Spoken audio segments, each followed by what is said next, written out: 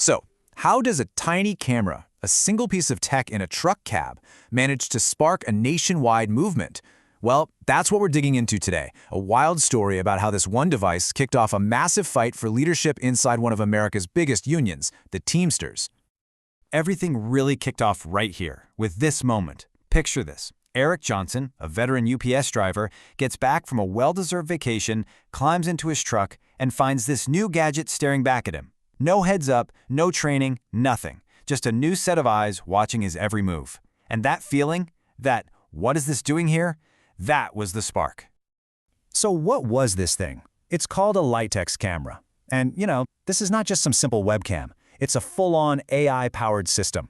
It uses invisible infrared light to track a driver's eyes, their face, their expressions, all day long, even in the dark.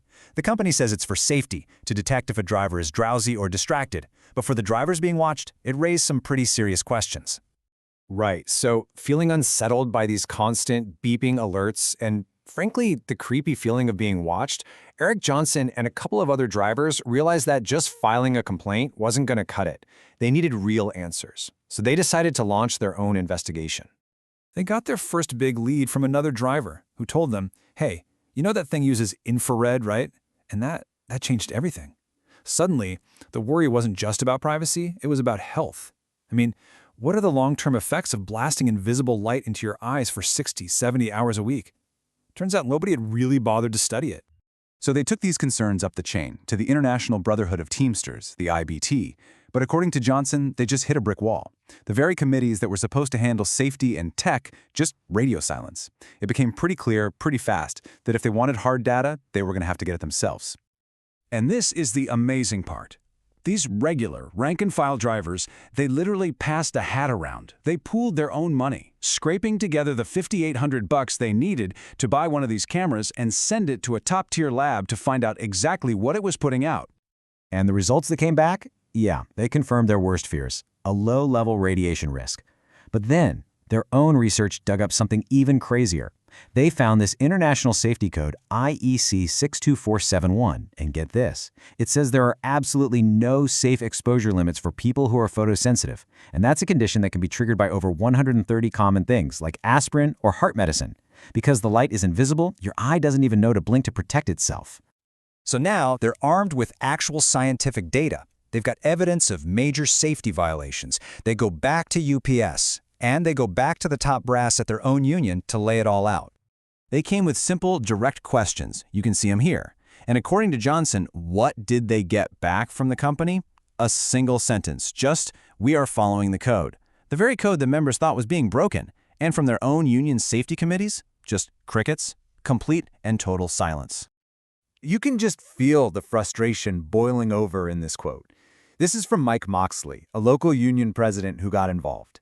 He's describing a call he had with the IBT's head of health and safety, and he says he was treated with hostility by the exact person whose job it is to protect him.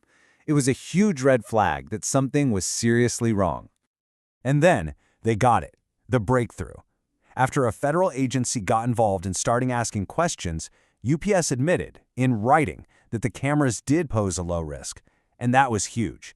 It was a direct contradiction of the nothing to see here attitude they'd been getting, and it was the validation these guys had been fighting so hard for.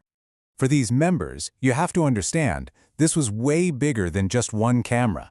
They started to see this whole ordeal as a symptom of a much, much deeper problem with the union's leadership. This whole experience completely changed their perspective. A fight that started out as a simple safety concern in a truck cab had just morphed into a full-blown political movement to change the entire direction of their international union. They basically came to a conclusion. If the current leadership won't fight for us, well then we'll just have to replace them. So they formed the fearless Slate. And the two guys who spearheaded this whole camera investigation, Eric Johnson and Mike Moxley, they're now candidates on that slate, running for the top spots. And if you look at their platform, it's not just about cameras anymore. It's about rebuilding the whole union from the ground up. They're pushing for more democracy, total transparency when it comes to negotiating contracts, and building a stronger, more united labor movement that's actually ready to go toe-to-toe with employers.